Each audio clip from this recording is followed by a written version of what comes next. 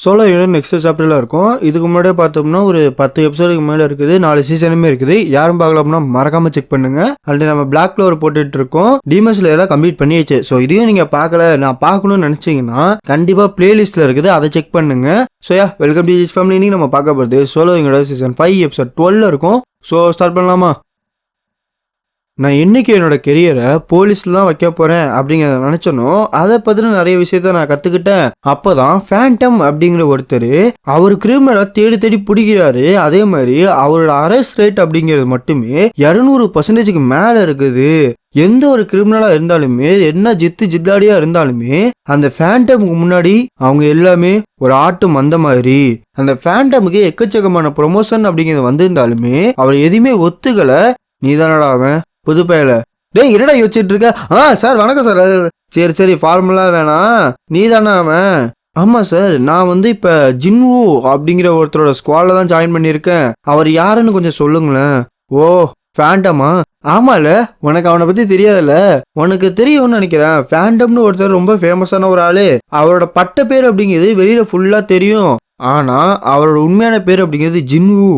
என்ன சன்பே புது ஆளா? வாடா டே வாடா, நான் உனக்கு சொல்லித்தரேன்டா அப்படின்னு சொல்லிட்டு இவன் பாட்டு இழுத்துட்டு போயிடுவான். அண்ட் இப்படியே கொஞ்ச நாள் போகுது. இவன் டயர்ல பார்த்தோம்னா ஒரு மாதிரி ஆயிடுவான். பிகாஸ் வேலை மேல வேலை வச்சு ஜின்வு இவனை ஒரு மாதிரி ஆக்கிடுவான். அண்ட் அப்போ ஒரு பொண்ணு ரொம்ப கத்திட்டு இருப்பா. இல்ல வாய்ப்பே இல்ல, அவ செத்துருக்கவே மாட்டா, கண்டிப்பா அதுக்கெல்லாம் வாய்ப்பே கிடையாது, இதுல வேற ஏதாவது உள்குத்து இருக்கு, நீங்க ஒழுங்கா தேடி பாருங்க. இல்லம்மா, நாங்க நல்லா இன்வெஸ்டிகேட் பண்ணியாச்சு, இது அவங்க சுயமா எடுத்த முடிவு தான். இல்ல அதுக்கு வாய்ப்பே கிடையாது. அவ 3 மணி நேரத்துக்கு முன்னாடி எனக்கு அனுப்பிச்ச மெசேஜ் இதுதான். இந்த மாதிரி சந்தோஷமா மெசேஜ் அனுப்பிச்சுட்டு இந்த மாதிரி ஒரு முடிவு யாராச்சும் எடுப்பாங்களா? அதுக்கெல்லாம் வாய்ப்பே கிடையாது. இங்க பாருங்க, நீங்க சொல்றதெல்லாம் ரைட்டாவே இருக்கட்டும், ஆனா ஃபாரன்ஸ்ல வந்தது சரி, எல்லா எவிடன்ஸுமே சரி, அவங்க அதை தான் பண்ணிருக்காங்க அப்படிங்கிறதுல தெளிவா இருக்குது. நான் அதை கொஞ்சம் பார்க்கலாமா? ஓ ஜின்வு நீங்களா? இந்தாங்க. அண்ட் இதுக்கு முன்னாடி ஒரு சின்ன டிஸ்க்ளைமர் கொடுத்துறேன். நீங்க சின்ன பிள்ளையா இருக்கீங்கன்னா, பிகாஸ் சின்ன பிள்ளைங்க எல்லாமே பாக்குறீங்க, அண்டர் 16+ யாராச்சும் இருந்தீங்க அப்படின்னா ஸ்கிப் பண்றது நல்லது. நான் இந்த வீடியோட டைம்லைன் இருக்குல்ல, அந்த ரெட் கலர்ல ஓடுதுல, அதுலயே பார்த்தோம்னா உங்களுக்கு கொடுத்துட்றேன். நீங்க அதை தொட்டாலே போதும், அடுத்த சாப்டருக்கு போயிடும். இது ரொம்ப முக்கியமானு கேட்டீங்கன்னா, உங்களுக்கு இது பெருசா முக்கியம் கிடையாது. அண்ட் பெருசா இருக்கவங்களுக்கு இன்னொன்னு சொல்லிக்கிறேன், என்னன்னா இந்த சேனல் எந்த விதத்திலையுமே தனிப்பட்ட ஒரு இதை திணிக்கல, இருக்கிற காட்சி அப்படியே சொல்லுது. ஸோ அதனால எந்த முடிவுமே நீங்க எது தப்பா எடுத்துக்காதீங்க. ஒரு சின்ன டிஸ்க்ளைமர் தான். ஸ்டார்ட் பண்ணலாமா? என்னன்னா ஒரு பொண்ணு அவர் கையை அறுத்துக்கிட்டு இறந்து போயிடுவா. ஸோ அந்த மாட்டம் இருக்கிறப்ப அந்த கத்தி, இந்த அறுத்தால அந்த கத்தி அது எங்கே இருக்கும்னா வாஷ் டப்புக்கு உள்ளார இருக்கும். அதாவது பாடி வெளியில, கத்தி உள்ளார, இந்த மாட்டம் தான் இருக்குது. அண்ட் ஃபாரன்சிக் ரிப்போர்ட்லயும் சரி, எல்லாத்துமே சரி, இவங்க இதை சுயமா தான் எடுத்துக்கிட்டாங்க, அதாவது டிப்ரெஷன் காரணமாக எடுத்துக்கிட்டாங்க அப்படிங்கிற மாதிரி தான் இருக்குது. ஸோ மெடிக்கல் ரிப்போர்ட்லயே இப்படி இருக்கிறதுனால ஜின்வுக்குமே இது அப்படிதான் இருக்கும் அப்படிங்கிற மாதிரி தோணுது. இல்லம்மா, அவர் சொல்றது கரெக்டு தான். இல்ல அதுக்கு வாய்ப்பே இல்ல. சரி நானே இதை நேர்ல பாக்குறேன் அப்படின்னு சொல்லி இப்போதைக்கு அந்த பொண்ணு அப்படியே வீட்டுக்கு அமுச்சு விட்டுருவான். அன்னைக்கு நைட்டே ஜின்வு அந்த இறந்து போன பொண்ணோட வீட்டுக்கு போயிருப்பான். அங்க அந்த வாஷ் டப்ல அந்த பிளட் ட்ரையல் இருக்கும்ல, அதை பாத்துருவான். அரைஸ் அப்படிங்கிறப்ப லிட்டரலா அந்த இடத்துல அந்த ரத்தத்துல இருந்து எடுத்திருக்கான். சோ இதுக்கு முன்னாடி பார்த்தோம்னா அவனுக்கு ஒரு காப்ஸ் தேவைப்படும். பட் இப்ப அந்த ரத்தமே போதுன்ற மட்டும் கட்டியிருக்காங்க. இங்க பாருமா, நீ பயப்படலாம் தேவை கிடையாது. நீ இப்ப வலிக்கும் சரி, சாவுக்கும் சரி, அது ரெண்டுத்தையுமே கடந்து போன ஒரு நிலைமையில இருக்கிற அப்படிங்கிறதுனால உண்மையை சொல்லு, இது நீ தான் எடுத்தியா? ஆமா, இதை நானே தான் முடிவு பண்ணது. எதுக்காக? அது நான் எப்படி? யாரா அவன் இந்த டயத்துல வரான்? நான் ஜின்வு இன்வெஸ்டிகேட்டரு, உங்க பொண்ணு இறந்து போனாங்களே அதை பத்தி பேச வந்திருக்கேன். ஸோ கொஞ்சம் நேரில் பேசலாமா?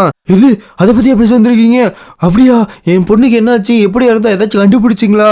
ஆமாங்க, அதை பத்தி தான் பேசணும், கொஞ்சம் கோஆப்ரேட் பண்ணீங்கன்னா நல்லா இருக்கும். வாங்க பேசலாம் அப்படி நம்மளே கூட்டிட்டு போவான். பொண்ணுக்கு ஏதாச்சும் எதிரி இருக்காங்களா? இல்லையா, அந்த மாதிரிலாம் கிடையாது. யாராச்சும் இது பண்ணிருக்காங்களான்னு சொல்லிட்டு இந்த போலீஸ் இது மட்டும் நிறைய விசாரிப்பான். இல்லைங்க, அந்த மட்டும் ஒரு விஷயமும் கிடையாது. என் பொண்ணு ரொம்ப தங்கம், இப்படி ஒரு பொண்ணு, அப்படி இருக்கிறப்ப யாருமே அவளை எதிர்க்க மாட்டானுங்க, ரொம்ப நல்ல பொண்ணா இருக்கிறவ. சரி, உங்க பொண்ணை நீங்க சந்தோஷமா தான் வச்சுக்கிட்டீங்களா? ஆமா, நான் ரொம்ப சந்தோஷமா தான் பாத்துக்கிட்டேன். ஏன்னா அவனுக்கு ஒரிஜினல் பொண்ணே கிடையாது அப்படிங்கிறதுனால பார்த்து எல்லாத்தையும் செஞ்சேன். அப்படி இருக்கிறப்ப இந்த மட்டும் செய்வான்னு சொல்லி நான் எதிரே பார்க்கல. ஆமாங்க, நீங்க கரெக்டா தான் சொன்னீங்க. ஏன்னா ரீசெண்டா பார்த்தோம்னா அந்த பொண்ணு இறக்கிறதுக்கு முன்னாடி 1 மணி நேரத்துக்கு முன்னாடி நீங்க கால் பண்ணிருக்கீங்க. அதோட ஆடியோ ஃபைல் இதுதான். அவங்களோட அப்பா அதாவது ஸ்டெப் டேட் அப்படிங்கிறவரு அவரை ரொம்ப அபியூஸ் பண்ணதாகவும் சின்ன வயசுலேருந்து பெரிய ஆளா வளர வரைக்குமே அந்த அபியூஸ் தொடர்ந்ததாகவும் ஒரு சமயத்துல அவ வந்து அதை தாண்டி போய் வேற இடத்துல போய் செட்டில் ஆனதுக்கப்புறம் மறுபடியும் கால் பண்ணக்கப்புறம் தான் 1 மணி நேரத்துல அந்த டெத் அப்படி நடந்திருக்கு. என்ன சொல்றீங்க? டேய் இப்ப சொல்லு, உனக்கு இது முன்னாடியே தெரியும், எதுக்காக நீ அரெஸ்ட் பண்ணாம இங்க உட்காந்துருக்க? ஆக்சுவலாக இப்போ உனக்கு 2 சாய்ஸ் தரேன். ஒன்றும் கிடையாது, நீ நார்மலாக போய் உண்மையை ஒத்துக்கிட்டு நான் தான் அதை பண்ணேன், நான் தான் அது காரணம்னு சொல்லி நீ போலீஸ்கிட்ட போய் உண்மையை ஒத்துக்கிட்டு உள்ளார போய் உட்காரு. இல்லைன்னா 2வது சாய்ஸு என்ன எவ்வளோ எதிர்பார்க்குற? இங்கே நல்லா கவனி, நீ உட்காந்துருக்க இந்த இடம் அப்படிங்கிறது நீ நடக்கிற இந்த இடமே கிடையாது, இது என்னோட இடம். நீ வந்து இந்த லிவிங் வேர்ல்டுலே கிடையாது, அதை ஞாபகம் வச்சுக்கிட்டு பேசு. நீ எப்ப காஃபி ஷாப்புக்கு வந்த? நான் இங்கே வந்தேன். ஐயோ யாரா அவன், வித்தியாசமா இருக்கிறோம் அப்படின்னு சொல்லி ஓட ஆரம்பிப்பான். அடுத்த செகண்டு ரொம்ப கொடூரமா அஃப்கோர்ஸ் அவங்க கதை முடிஞ்சிடும். Thank you monarch. நீங்கள் பெருசாக எடுத்துக்கலன்னா எனக்கு ஒரு உதவி மட்டும் இருக்குது, அதை மட்டும் செய்வீங்களா? இதுதான் அந்த பொண்ணு உங்களுக்கு கொடுக்கணும்னு நினச்சது போல இருக்கு. கவலைப்படாதீங்க, நாங்கள் இன்வெஸ்டிகேட் பண்ணிகிட்டு இருக்கோம், சீக்கிரமாகவே பார்த்தோம்னா முடிவு கிடச்சிரும். இல்லை நான் கண்டிப்பாக சொல்கிறேன், அந்த பொண்ணு அந்த மட்டும் பொண்ணே கிடையாது அப்படின்னு சொல்லி அதை பிரிக்கிறப்ப ஒரு மணி நேரத்துக்கு முன்னாடி மட்டும் அந்த லூசு பையன் அதாவது இந்த ஸ்டெப் டேட் மட்டும் கால் பண்ணாமல் இருந்திருந்தானா அந்த பொண்ணு ரொம்ப சந்தோஷமா அவள் கையை கட் பண்ணாமல் அந்த 2 ஃப்ரெண்ட்ஸும் சேர்ந்து அவங்களோட பர்த்டே பார்ட்டியை என்ஜாய் பண்ணியிருப்பாங்க. அண்ணன், நான் கண்டிப்பா இந்த தடவை ஜின்னாட்ட ப்ரப்போஸ் பண்ண போறேன். அவளுக்காக இந்த டைமண்ட் ரிங்க வாங்கியிருக்கேன். எப்படி இருக்கு? ஜின்னாக்கு ரொம்ப பிடிக்குமா? எனக்கு எப்படி அதெல்லாம் தெரியும்? ரைட்டு, அதை விடுங்க. ஜின்னாக்கு ஒருவேளை அந்த டைமண்ட் ரிங் பிடிக்கலனா கூட நான் இப்போ ஒரு பில்டிங் கட்டிட்டு இருக்கேன், அந்த பில்டிங் கான்ட்ராக்ட் முடிச்சதுக்கு அப்புறம் இவ இந்த டிகிரியை முடிச்சிருவாள். அப்ப அதை ஹாஸ்பிட்டலா மாத்த போறேன், அவளுக்கு ஹாஸ்பிட்டலே ஒரு பிரசன்டேஷனா கொடுக்க போறேன். டே நிப்பாட்றா, என்னடா சொல்ற? ஹாஸ்பிட்டல்லாம் 30 பில்லியன் ஆகும்டா. இது எப்படின்னா உங்களுக்கு தெரியும்? இங்க பாரு, எப்பயுமே பொண்ணுங்கள்ட்ட நீ யாரு அவங்களுக்கு கண்டிப்பா பிடிக்கும். அண்ணே நான் உங்களை கட்டி பிடிச்சிக்கிட்டுமா அப்படிங்கிற மட்டும் அங்க ஒரு ரகலையா பண்ணிடுவான். நான் திரும்ப வந்துட்டேன். அப்பா அப்பா அப்பா இது இவ்வளோ நேரமா முழிச்சிட்டு இருக்கேன். ஆமா, உங்களுக்கு தான் போதே ஏறாது, அப்புறம் எதுக்கு போய் குடிச்சிட்டு வரீங்க? ஒன்றும் கிடையாதுமா, ஜின்னுவை கூப்பிட்டான், அவன் ஏதோ முக்கியமா பேசணும்னு நினைச்சான், அதை பத்தி தான் பேசிட்டு இருந்தான். சரி சூகோ இன்னும் தூங்கலையா? என்ன இந்த நேரத்துல விளையாண்டுட்டு இருக்கான்? அவன் ரொம்ப தூங்கிட்டான். யங் மாஸ்டர் கண்டிப்பா கத்தி சண்டை தான் கத்து கொடுப்பேன், அவர் பெரிய ஆளா மாறிடுவாரு. இல்ல பில்லியன், அதுக்கெல்லாம் வாய்ப்பே கிடையாது.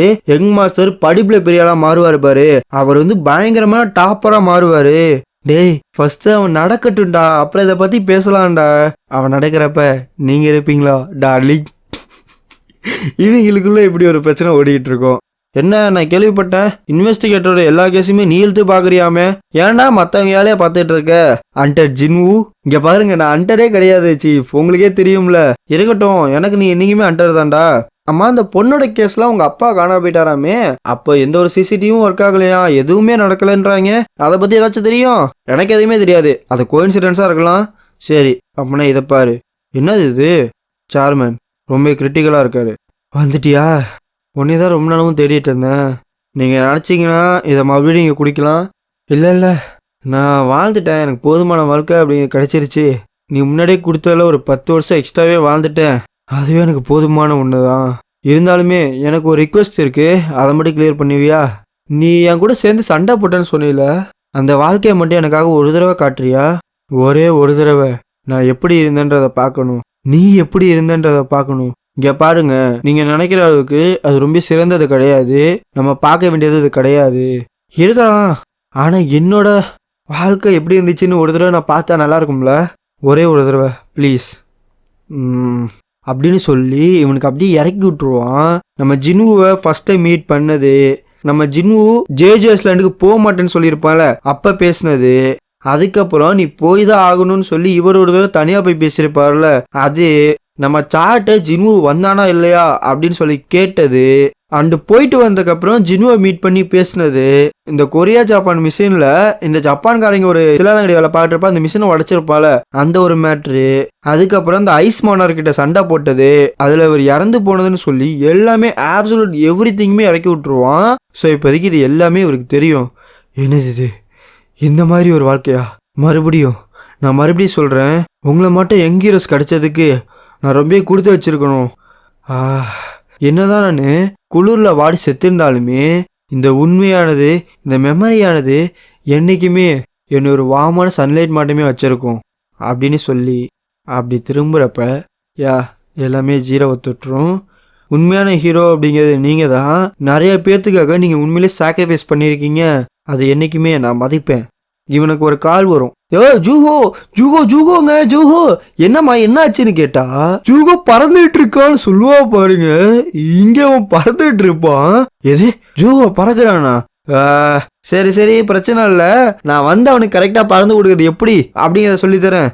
ஆண்டம் வந்துச்சுன்னா வின்டர் அப்படிங்கிறது பின்னாடியே வரும். ஸ்ப்ரிங் பிறகுறப்ப அது உண்மையிலே ஒரு பொக்கிஷமா மாறும். இந்த உலகம் ஆரம்பிக்கிற இடத்துல தான் முடியும், முடிவில் இருந்தா ஆரம்பிக்கவும் செய்யும்.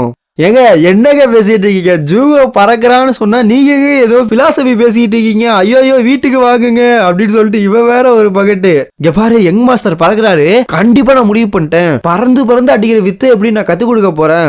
அதெல்லாம் கிடையாது. அவர் இந்த வயசுல பறக்குறாரு, அவர் ஒரு பைலட்டா தான் மாற போறாரு அப்படின்னு சொல்லி இவங்க 2 பேரும் ஒரு வீடு சண்டை போட, இளைய ஜிப்பு வீட்டுக்கு வாழ அப்படின்னு சொல்லி இவன் ஒரு வீடு பாடா படன்னு சொல்லி அப்படின்னு ஒரு சாப்டர் முடிச்சுப்போம். இந்த சாப்டர் முடிஞ்சாலுமே எனக்குன்னு சொல்லிட்டு பல டவுட்ஸ் இருக்கு. என்னன்னா இந்த அகாடமி ஆர்க் ஸ்டார்ட் பண்ணதுலேருந்து சரி நிறைய விஷயம் அப்படிங்கிறது கொஞ்சம் ஒரு மார்க்கமாவே போதுன்னு சொல்லலாம். என்ன ப்ரோ சொல்றீங்கன்னா, நீங்க வந்து அயனை காட்டுவாங்கல்ல, அப்போ என்னோட ஷேடோல பார்த்தோம்னா லிட்டரலா அயன் அங்க இருப்பான். ஸோ அந்த ஒரு சீனா இருக்கட்டும், அண்ட் கமாண்டர் லெவலுக்கு மேல இருக்கிறத மட்டும் தான் பேசவே முடியும். அப்படி இருக்கிறப்ப ஒரு நார்மல் ஹியூமன், அது ஒரு சாதாரண ஒரு பொண்ணு எப்படி பேசுனா?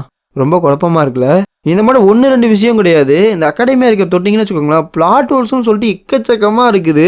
அண்ட் அதே சமயத்தில் இந்த வேர்ல்ட் ஆஃப் ரிப்போஸ் அப்படிங்கிறது எட்டர்னல் ஸ்லம்பர் அப்படிங்கிற மாதிரி வீடியோல வந்திருக்கும். ஓகேவா, அதாச்சும் நோட் பண்ணீங்களான்னு தெரியல.